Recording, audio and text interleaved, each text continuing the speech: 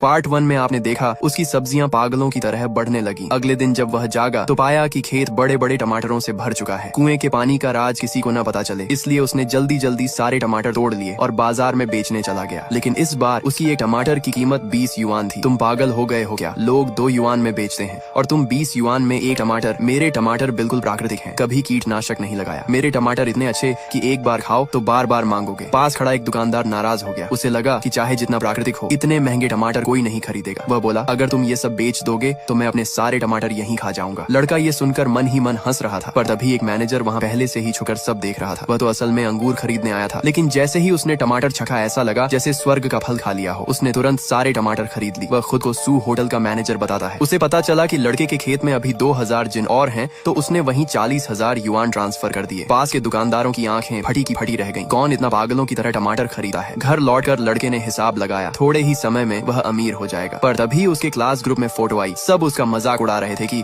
नौकरी नहीं मिली तो सब्जी बेच रहा है। वह मुस्कुराया, ये लोग बस ऑनलाइन मौजूदगी दिखाते हैं। उसने आज की कमाई का स्क्रीनशॉट भेज दिया। पूरा ग्रुप दंग रह गया। एक दिन में टमाटर बेचकर इतनी कमाई। जो लोग पहले उसे गरीब कहकर हंसे थे, अब सब खुशामद करने के लिए फोन करने लगे। लेकिन उसने ऐसे लोगों के कॉल काट दिए और तभी फोन फिर बजा। मैंने कहा ना, मैं व्यस्त हूँ, किसका कॉल है ये? दूसरी तरफ उसके पुराने दोस्त स्कूल की हंसोड़ लड़की थी। लड़के को याद आया, स्कूल में जब बदमाश उसे तंग करते थे तो उसी ने उसकी मदद की थी। अब सालों बाद उसे पता चला कि लड़का सब्जी बेच रहा है, तो उसने तुरंत एक चैनल सुझाया, क्योंकि उसके चाचा एक होटल के मालिक थे। लड़के ने समझ लिया वह सच में मदद करना चाहती है, इसलिए उसने सोचा कि पुराना एहसान चुका दे। दोनों ने 2 दिन बाद मिलने का समय तय किया। कुएं के पानी का राज छुपाने के लिए इस बार उसने खीरे लगाने का फैसला किया। अगले दिन वह उन्हें बेचने बाजार आया। हंसोड़ लड़की भी समय पर पहुंच गई। उसने खीरों को देखा, बहुत बढ़िया, लेकिन जब कीमत सुनी 50 युआन प्रति खीरा, वह दंग रह गई। सब्सक्राइब कर लो, पार्ट 3 जल्द आएगा।